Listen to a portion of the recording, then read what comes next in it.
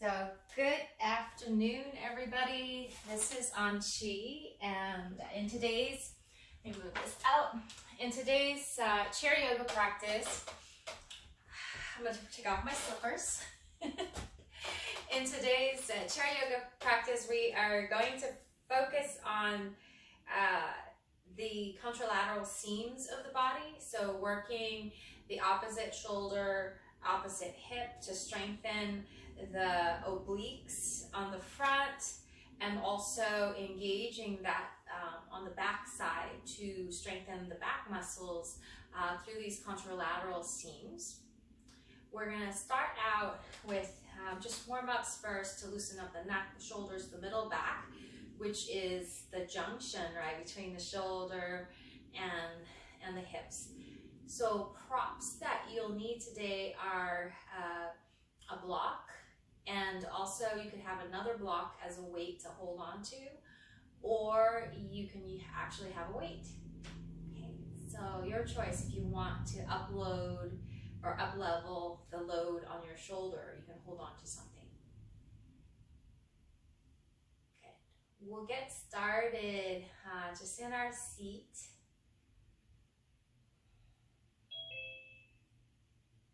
And we'll start out by mapping the neck. Some of these movements, starts to engage the neck. So I thought we'll start by getting the range of motion in our neck joints. So when you're ready, you can take your attention to your AO joint, which is that junction between your neck and your skull. And that joint is between your ears, behind your nose, and then if you feel your occipital ridge, it is behind that, so right up high. Okay, for those of you who are arriving, we are mapping out our neck joints first. Okay, so this first joint between the skull and the neck, it moves basically by gliding. The skull has two bony protrusions that are, you can think of them like the bottom of a rocking chair. Yeah, they're shaped long like that, and they sit into these little cups in your first neck bone, which is called your atlas. And so when the two condyles, those bony protrusions from your skull, they sit on that cup, on those two cups. So their primary movement is to glide back and glide forward. So you can imagine tipping your head forward and imagine those condyles gliding back. And then you can allow those condyles, those bony protrusions, to glide forward on the cup, and then your head will just tilt back. And so continue to map out and sense and feel whatever you can into this high place.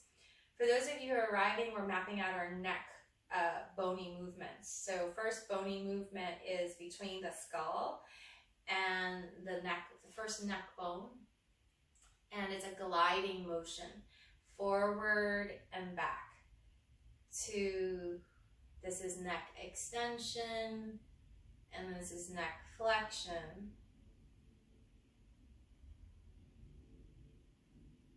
Good. And then the next joint is between your atlas and your axis, your first neck bone and your second neck bone. So your first neck bone has those cups, but it's also washer shaped, and it sits on top of your axis, and it's a very thin bone. And so the movement between the first bone and the second bone is a rotational movement.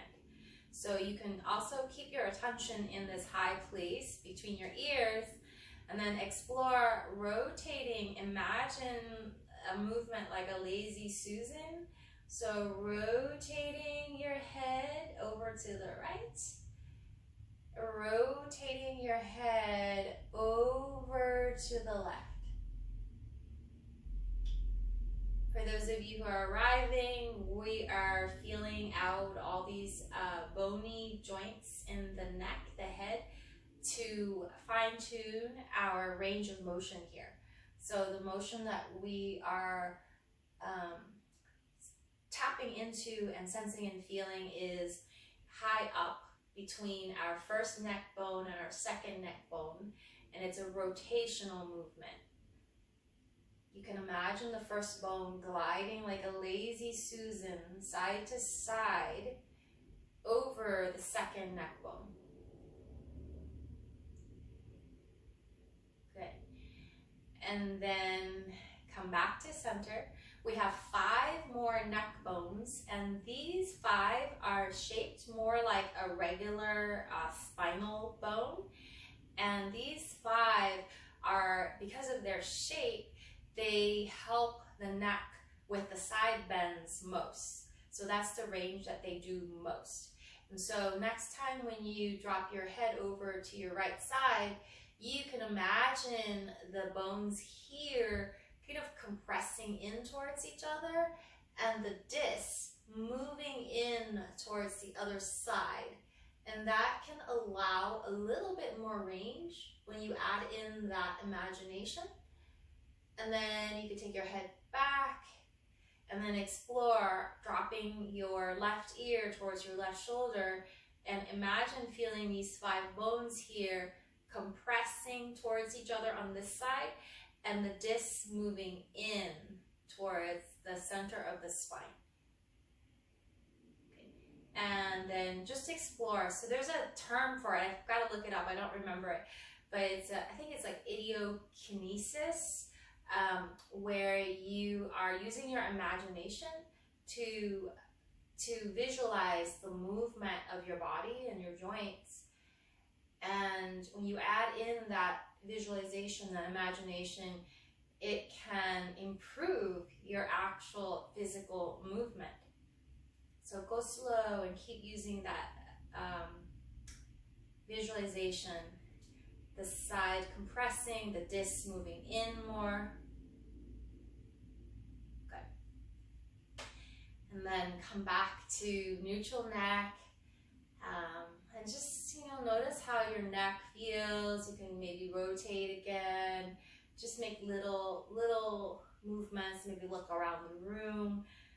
Just sensing how your neck is carrying your head right now. Next movement is shoulder movement. Since we're working on those contralateral reaches, we want to warm up the shoulders too. So you can do the simple shoulder circles. So going back and up and forward and down with your shoulders.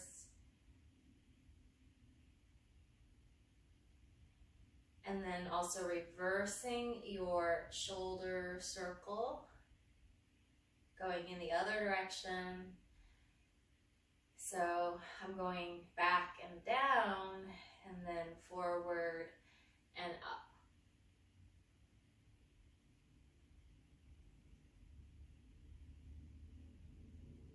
Good. And we'll add in holding on to the shoulders, and then opulent arm circles, this time mobilizing from the elbow joint, lifting the elbow forward, up, out to the side, and back.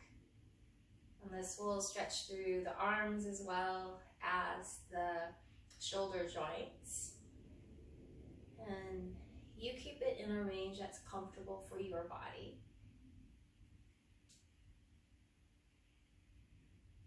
Okay. And then we'll go in the other direction as well with these opulent arm circles.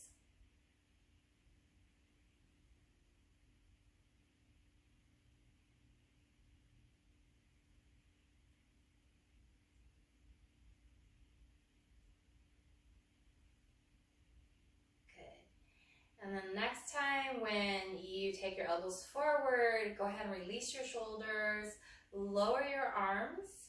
Now turn your arms externally and depress the scapula down away from your ears. And then try to pin your arms into your body. So you're awakening the external rotators, you're awakening the muscles in the back of your arms as you pin them in towards your body, and then you're also awakening the depressors of the scapula. You're pulling the scapula down. As you do that, can you get a sense of your core also drawing in so that you're not depressing and slouching? So getting kind of a, what do you call it, a counter pose towards, we're usually doing stuff like this. So we're doing a counter pose to that here. Okay, take another breath. So we'll pin the arms on the yogi pose. And then when you're ready, we're gonna bend those elbows. We're gonna come back forward, and you can relax all that work on your shoulders and just kind of, wiggle it out if you feel any tension. Okay. Next mobilization is we're gonna loosen up that middle back. So it's that junction between our hips and our shoulders. So pull your elbows back and just allow your upper spine to move naturally with your elbows pulling back. Just see what you can feel about your upper spine. Yeah. And then when you're ready, you're gonna pretend like you're diving into a swimming pool, but we're not gonna bend at the hips yet. We're just gonna let the head and the middle back and the upper back round in a comfortable amount. And then we're gonna pull the elbows back towards the back, palms up, and we're gonna let the upper back extend in a comfortable amount for our body. And then continue, explore this frame of the dive, and you can stay here for the first few rounds and maybe come a little lower, and then pull. Keep your gaze down first. Pull with your elbows, and then let the elbow pull your upper back, your middle back, and then your head up. So middle, upper, and head. Okay, and then dive. And you can go lower as is comfortable. So you can go all the way down into a forward fold, and then you pull. And you want to let the middle back rise up first and let it carry your upper back and your head. So when you rise, don't lead with your head, because then you might strain your neck, right? If you kind of go up like this, it just can be a little bit too aggravating for the neck. Okay, so diving and rising. Get some movement into that middle back. And also, obviously, if you fold lower, it's going to stretch your low back as well. And I see some of you are already kind of going off center, and that's totally legal. So we get to stretch our body out three-dimensionally. We don't have to stay, front and back in a straight line. Okay. Good. Okay. One more dive, one more rise. Okay, and then yes, it does get some of the little lower back as well. And next time when you come back up, we'll take a pause. And we're just going to check in on the breathing now. So a big part of yoga is the breath. So as you settle into stillness, notice your breath in your rib basket. Can you sense any natural expansion in your rib basket right now as you inhale? And then as you exhale, can you sense your abdominal wall knitting in to stabilize your spine? And then as you tune into that inhale, can you feel it expand in the back side of your ribs? So, take that breath into the back side. It's a little bit more of an, efficient pattern of breathing, because the bulk of the lungs are there. And if we get the breath into where the lung tissues are, it's just going to make it much more effective. So as you inhale, feel the back of your ribs expand out.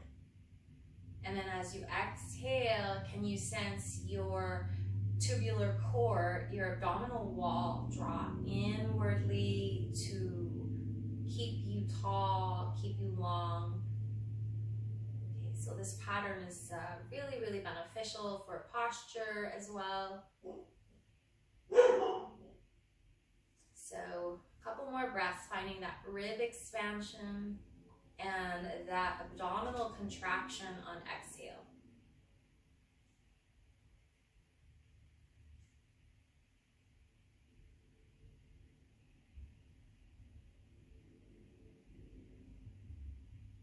And let your inhale and exhale be roughly the same. Sometimes when we focus on breathing, we might make the inhale bigger. And actually the key to a healthy breath is lengthening the exhale more. Okay, so keep making it even for now, but for some of us that means we have to consciously make the exhale longer.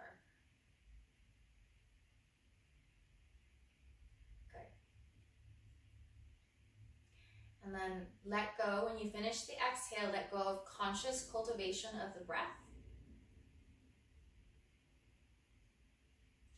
And now we're coming to the first drill, exploring that contralateral seam. So pretend like you can hold a weight, or you can pretend like you're holding a weight. You can start out without it first. Pretend like you're holding a sledgehammer on your left arm. Okay, and as you inhale, tilt your pelvis forward and just notice if you can feel your backside contracting when you tilt your pelvis forward, and you're just kind of pulling your sledgehammer back. And then when you exhale, tuck your tail and cross and pretend like you're hitting your sledgehammer across. Can you feel your abdominal wall, especially on that diagonal work? Okay, and then lift your heavy object, let your pelvis tilt, and your low back will arch, but don't let it overarch so that it hurts. Okay, and then cross. And feel your front body work, and lift. Feel your back body work, and cross. Okay. And just move naturally with your pelvic tilt, your shoulder extension, your pelvis tucking, and your shoulder flexion. Okay. You might even sense your feet activating here as well to stabilize you in both end ranges.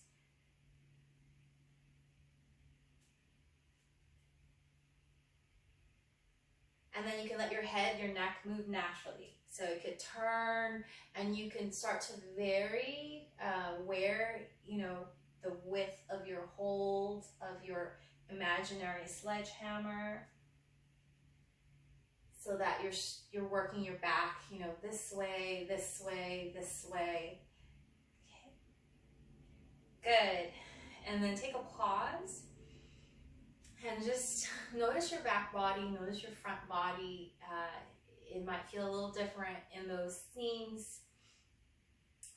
Okay, and then let's explore that other side. So hold on to your imaginary sledgehammer and tilt your pelvis forward, so happy tail positioning, and move your sledgehammer back. Notice your back body engage, and then neck can, extend a little bit, and then hit your sledgehammer across. Okay, and explore. Lifting and crossing, abdominal wall, obliques working, back muscles working. So it's kind of like an imaginary resistance as we're working. So that's where you'll feel the back muscles, the core. But if you're kind of like, flopping around like this, you won't feel it. So it has to have a little bit of a control, a little bit of an imaginary resistance, imaginary weight.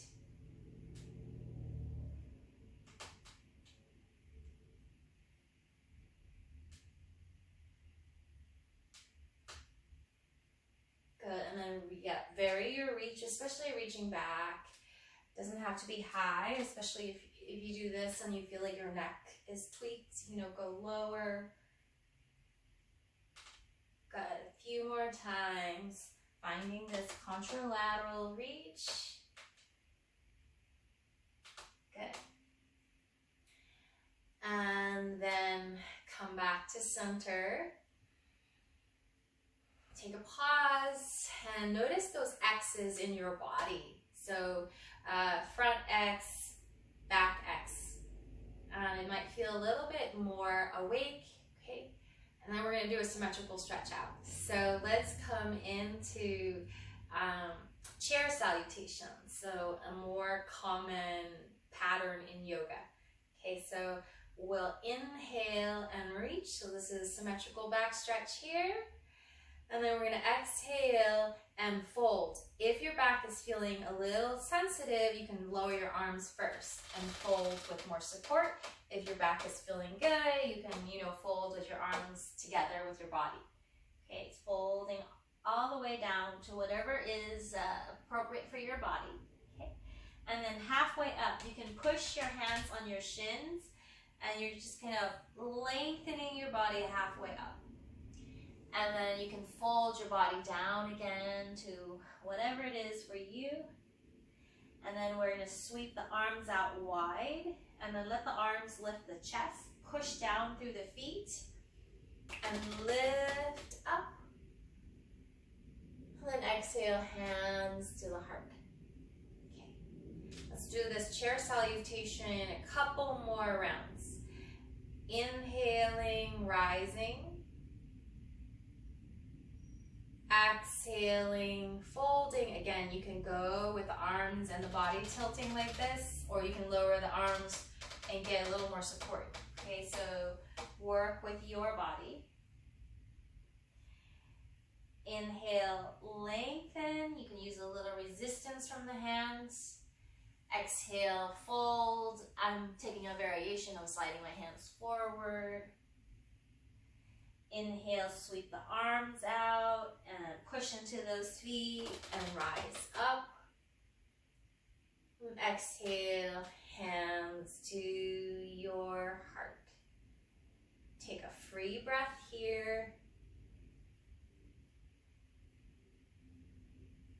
And one more round. Sun or chair or sun salutations.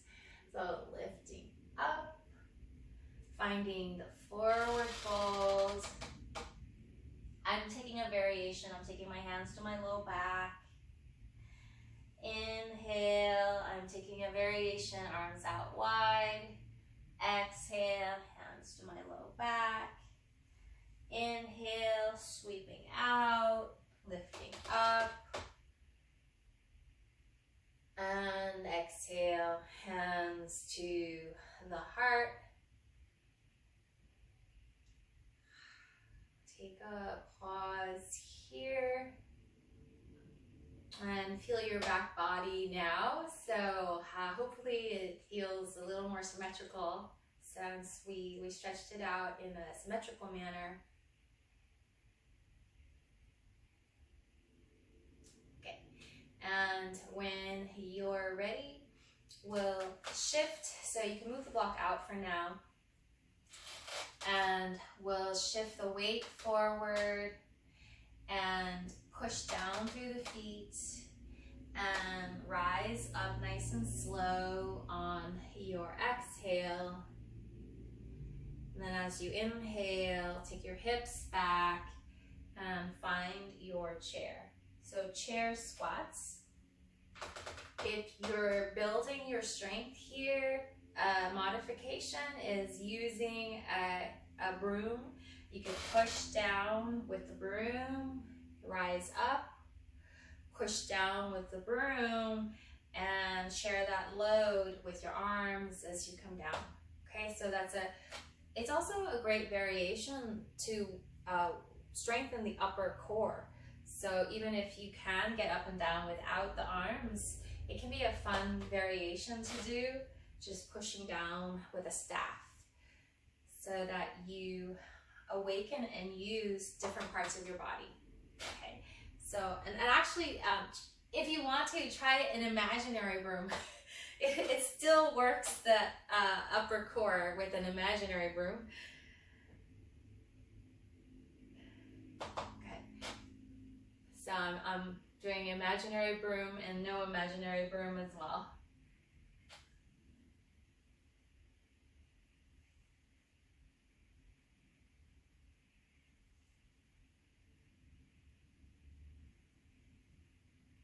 Good. And then last one, we'll meet up.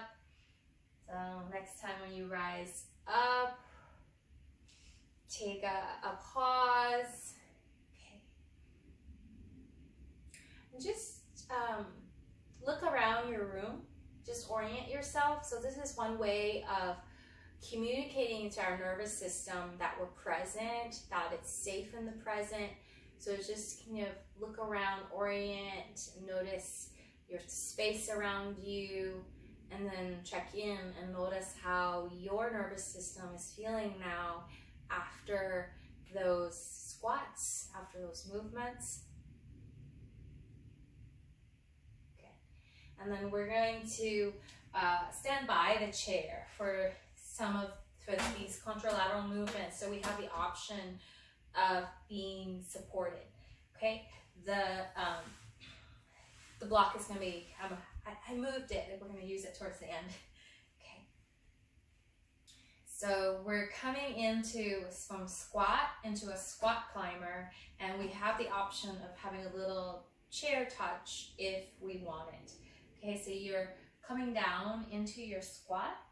Okay, and then for the squat climber, we're going to shift the weight to the right side. And for now, let's just shift the weight to the right, and we're going to reach the right arm up, and you're just going to lift your left heel up. Okay, and then you're going to lower down and you squat down. We're just going to do this side, and so if you want chair support, you might have to move it forward to be able to touch it, because I think when you go this way, it's like you can't reach. So if you're using the chair, move it a little bit forward so that you have a little reach on the touch on the chair. Okay, so that's how you're going to use the chair. Okay, so reaching up, you can lift your heel or you can lift your foot completely. Okay, I'm going to use my chair here in front of me as a little check. Okay, so reaching left foot, right hand, and then lowering down. And then switch to the other side. So we'll do the squat climb this way, and then squat down, come, and then come over to the other side.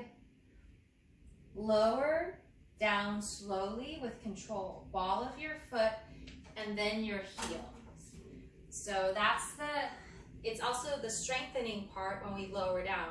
We don't want to just, plunk down. So we want to have that control, ball of the foot, heel.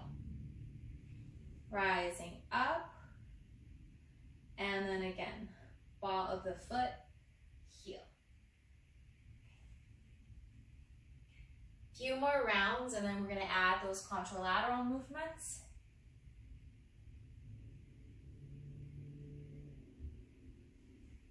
So little balance challenge step. So if you got the chair, you can touch it as you go.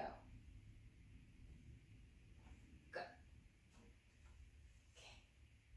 And then let's meet back in standing. And we'll use, I'll show you what we're doing, and then we kind of have to figure out our chair situation so we don't kick it. Okay, so we're going to climb up on the right leg, and then you can start with the cross with the toes down, and you can cross to the front like this, so you're getting those obliques working, and then you can reach.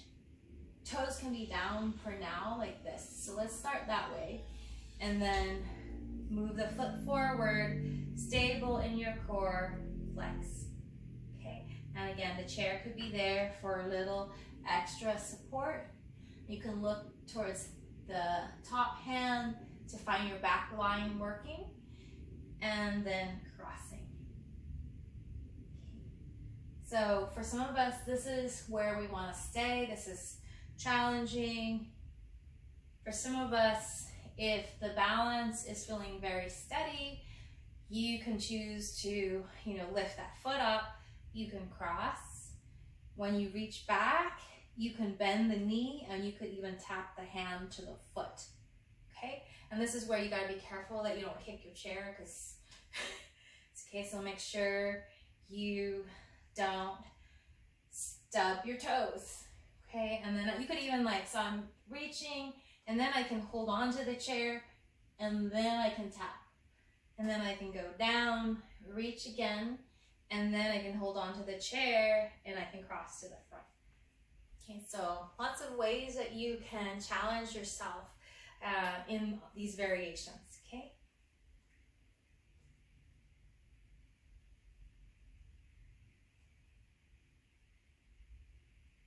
And it's okay if you don't tap your foot as well. It could be like, okay, this is as far as my shoulder is gonna go today, and that's fine. So you explore the range that feels good for your body. And then I started to oh, this feels good to just reach it low and just turn. So find your natural range.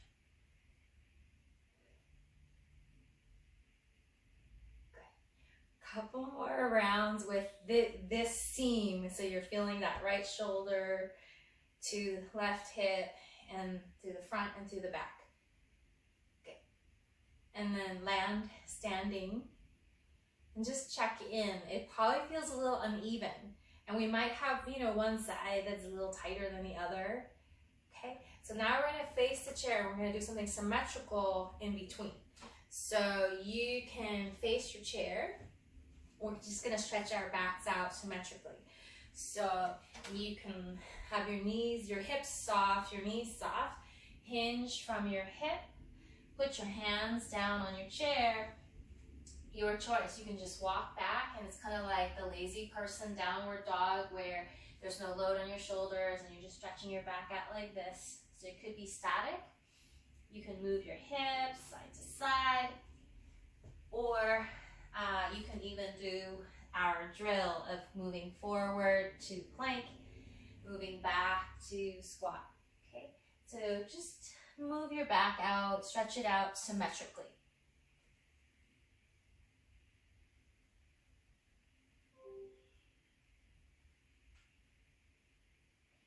Few more rounds, symmetrical movements, stretching out your back. Could be just a simple kind of a chair, down dog. Okay. And then you can shift your feet forward, shift back into a stand. And then we have that contralateral work on the second side.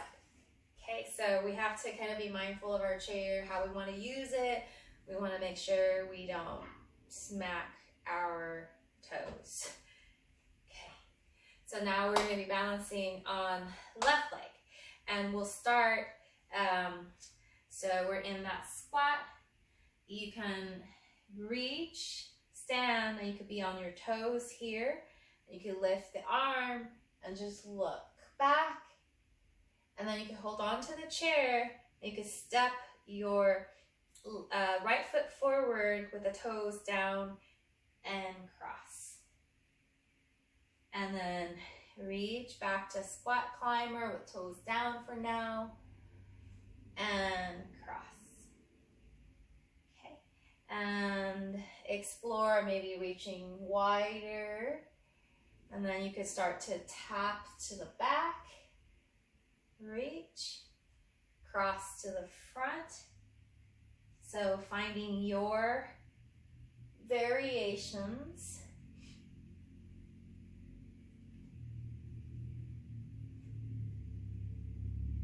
And you could play around.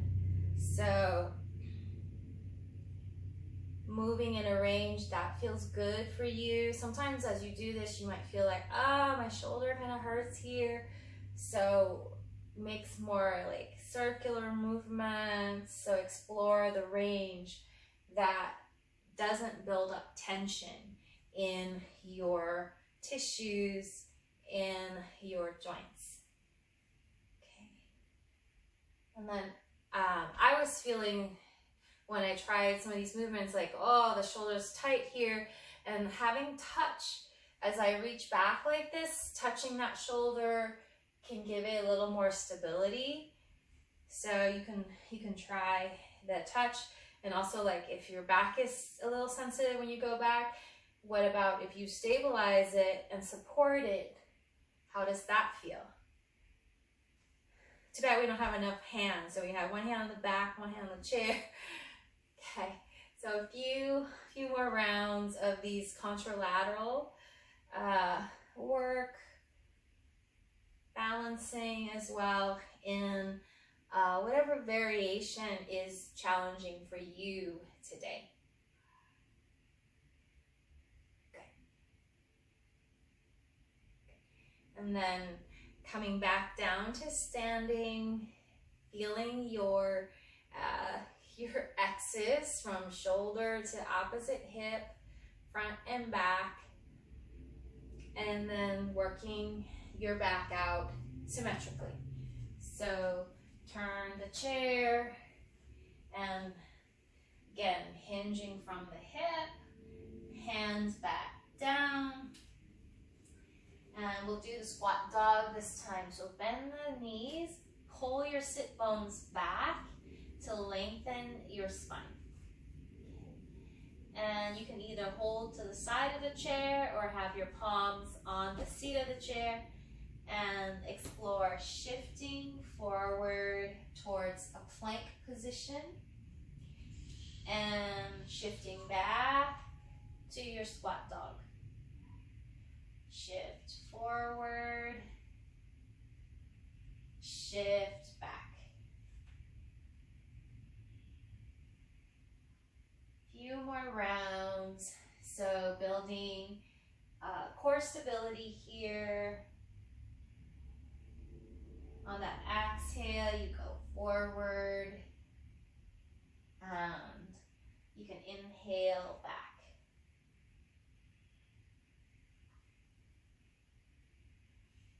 Okay, one more round there, going back and forth.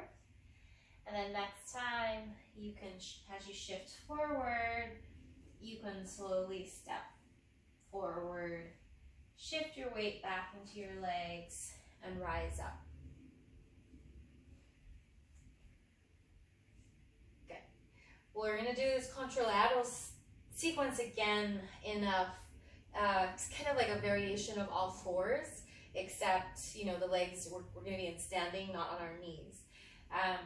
So again, we have to kind of be mindful of the chair and the shape of our chair, and we, you know, make sure that we're stable as well.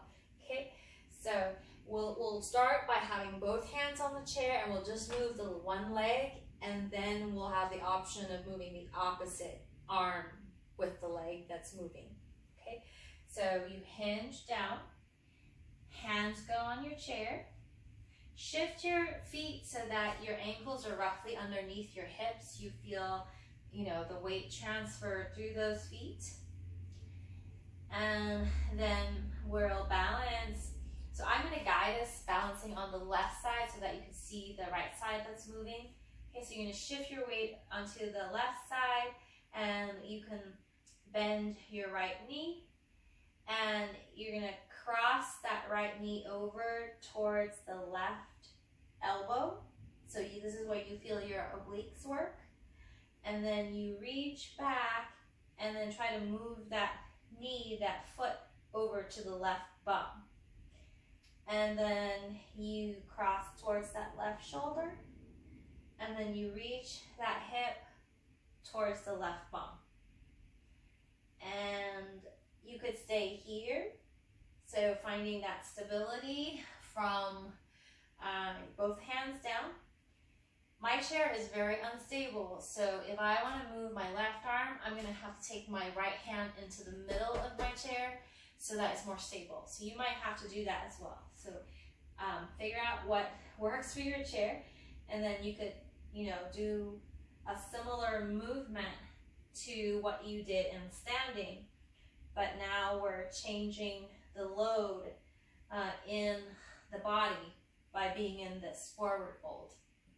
Okay, so you can stay hands down, just moving the leg, and you could play and just kind of take the leg in all the different ranges, or you can have opposite arm, opposite leg moving, crossing to the front, crossing to the back.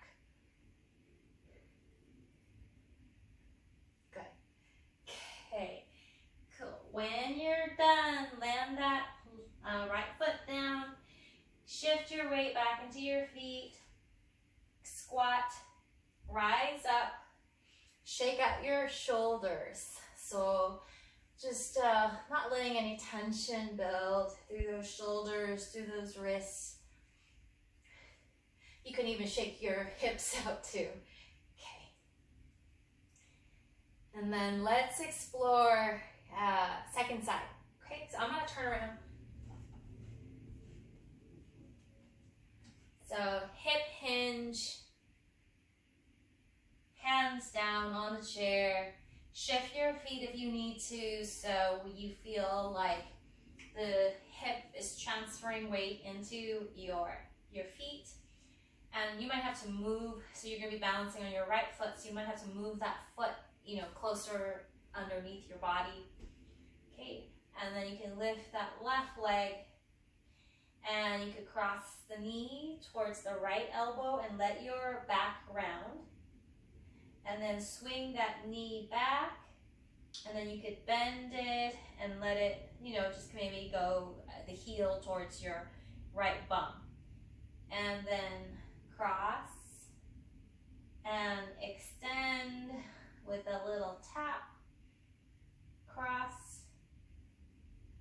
You can stay and you could diversify your leg movement, kicking out, crossing different places. You can also choose to move the opposite arm.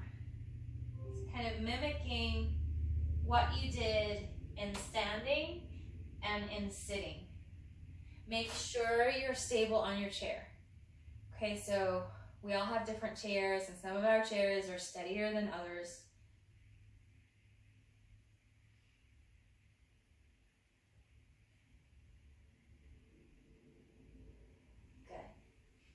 Couple more explorations.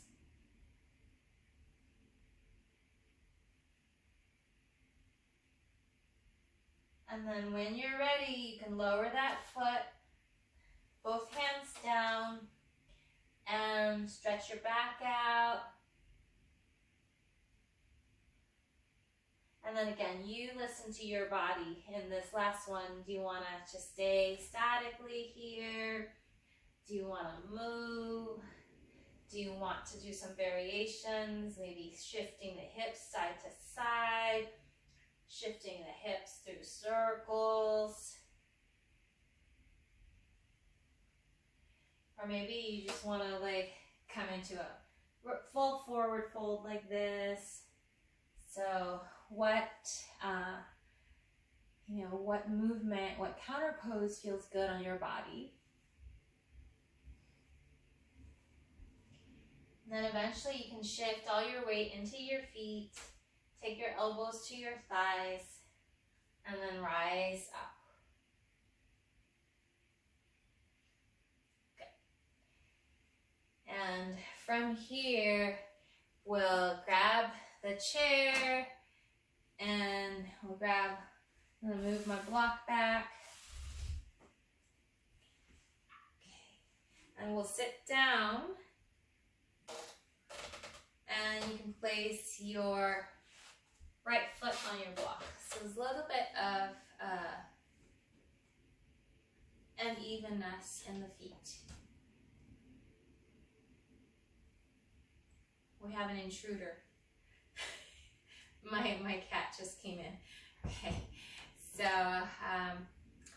from here, you're exploring pressing down through your heels. Press down through your right heel. Can you feel your glutes turn on the right side?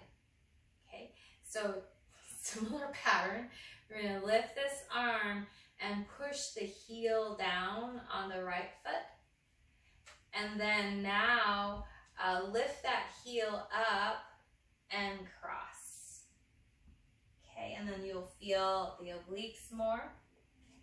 And then push that heel down, feel your booty work on this side, and just explore reaching back in a comfortable amount for you. Could be low, could be middle, could be high, could be elbow bent. And then lift the heel, cross. Okay, a few more just natural movements. Push that heel down, turn on your belly, lift that heel up, feel your psoas, your obliques here. So I'm kind of feeling like I want to turn a little bit without the arm reaching, but more supported.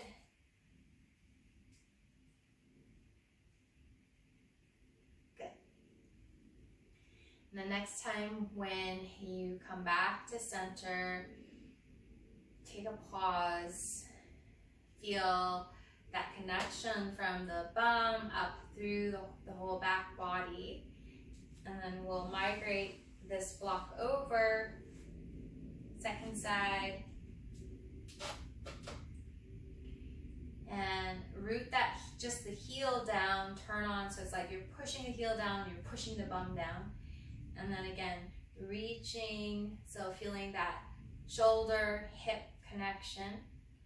Lift the heel, turn and cross. Push the heel down and lift the heel up. And again, simple, normal range for your body. No forcing. Bend the elbows or straighten them as it feels good for your shoulders.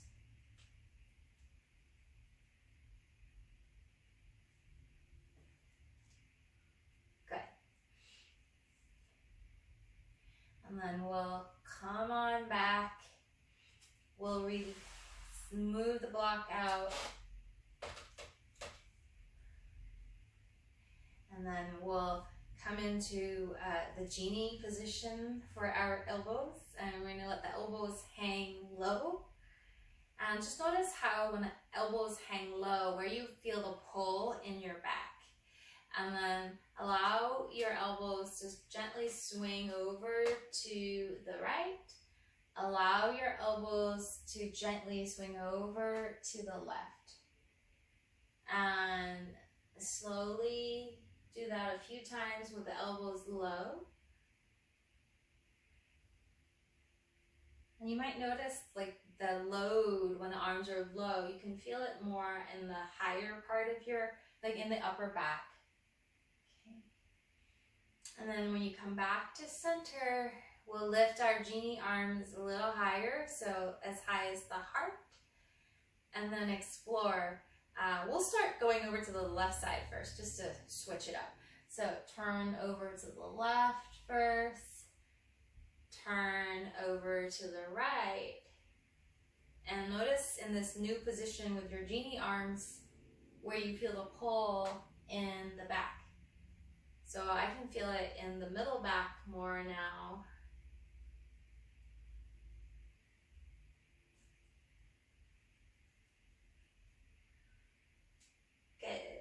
And then we come back to center, and then you explore lifting those elbows as high as is comfortable for your shoulder.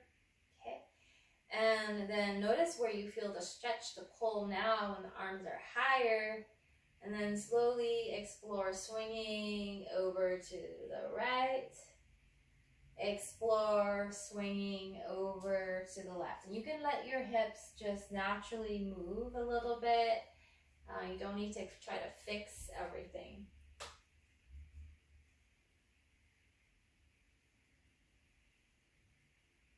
Good. So awakening those trapezius, the big superficial back muscle. Good. And next time you come back, you can lower the arms and you can shake it out with the arms. You can make shoulder circles as well. Nice. Okay. We'll come into an asymmetrical forward fold next. So you can extend the right leg out to the side more, and the left leg can be wider to be more stable, but knee bent. Okay, and you're going to turn towards the bent knee side, and you can lean your weight, your body forward, and you might just stay here. Make sure your chair is stable. Mine's a little sketchy. So make sure you're stable. So you could stay here and you'll feel maybe the adductors if they're tight. So you could choose to stay here. You can also choose to lower that right hand down and come into a forward fold, biasing towards the bent leg side.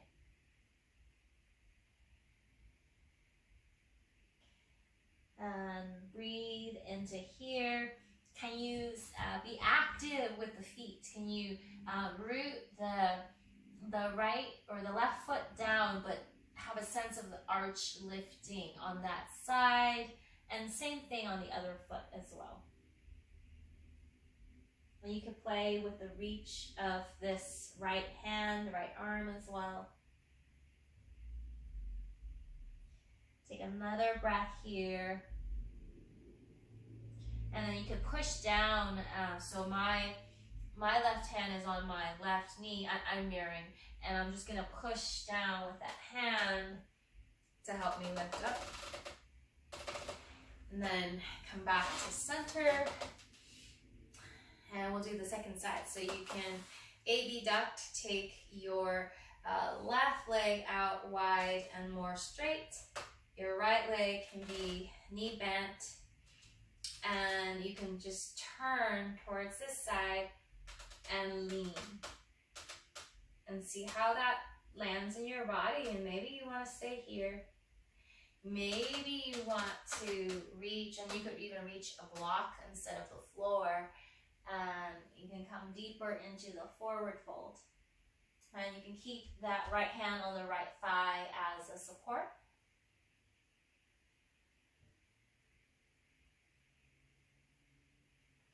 And then can you keep the feet a little more active? It's interesting, like on the other side, I could feel my feet being more alive, the arches wanting to lift more. And then on this side, it's like the arch is like, meh, I just want to sleep. So can you root the ball of the foot down and lift the arch?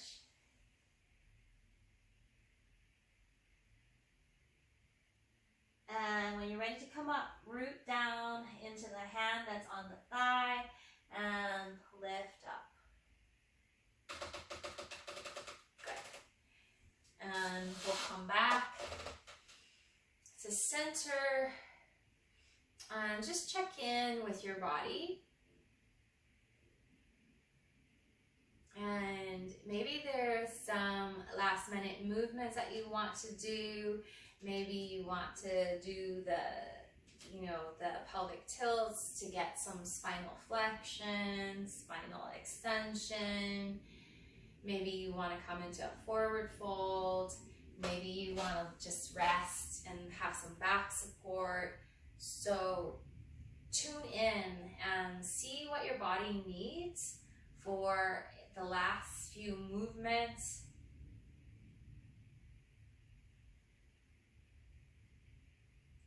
Then eventually you can rest back. So you can lean back to the back of your chair, or if you're feeling inspired to take some other resting pose off of your chair, you're welcome to do that as well.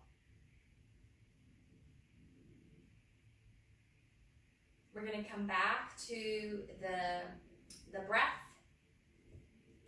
And if you lean back and you're small like me and your feet don't touch the floor fully anymore, you could step your feet on, your blocks or your blanket.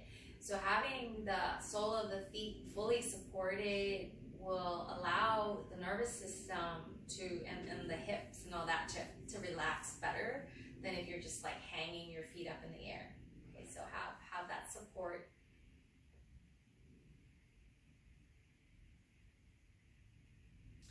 And why don't we do this variation? You can put your hands on your thighs as well. So it's kind of a grounding touch.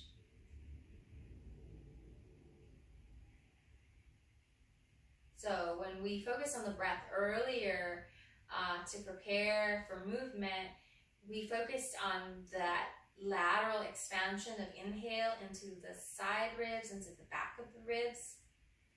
Now that we're relaxing, can you get a sense of the other major movement of your diaphragm? That capacity for your inhale to move down your torso. And with your hands on your thighs, it actually helps to facilitate that movement a little bit more easily.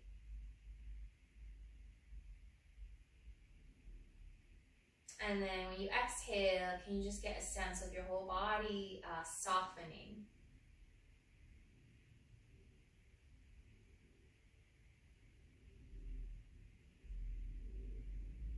We're going to let the inhalation be natural, whatever length our body wants to do, but you're just gonna feel for that downward movement of your diaphragm on that inhale.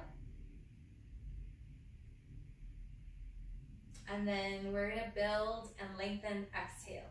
So start with a 4-second exhale. You count. Just, steady metronomic count. 1, 2, 3, 4. Inhale is normal, whatever your body wants to do. And then add another second to your exhale every round. So extend your exhale out until you reach your comfortable maximum. And so it's an inquiry to feel that in your body, what your comfortable maximum is with your exhalation. So comfortable maximum means no straining, no tensioning. And once you hit that comfortable maximum, see if you can do that, stay with that count for a total of 3 rounds.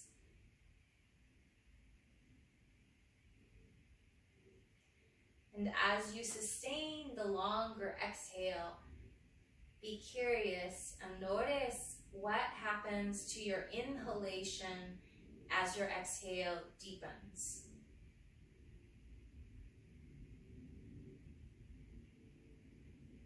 So when the exhalation is longer, the following inhale can become easier. Yeah, because then we cleared out and we made more room for the incoming breath.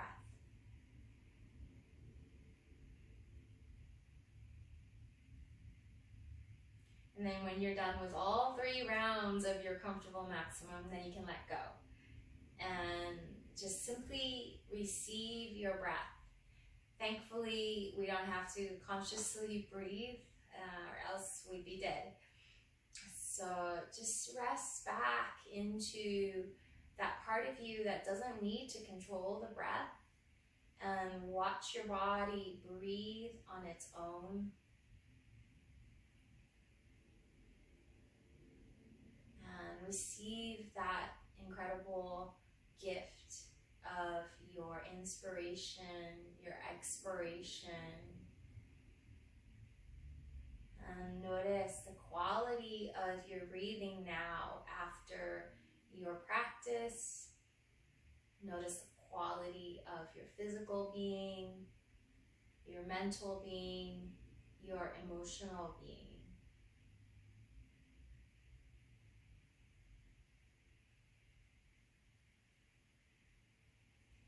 And we can join our hands together at the heart.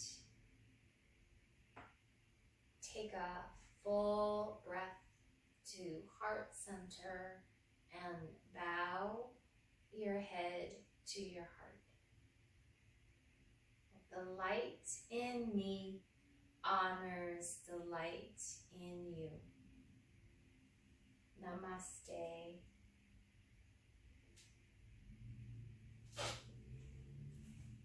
Thank you everybody for joining me. I'm going to be off camera just to turn off the phone camera.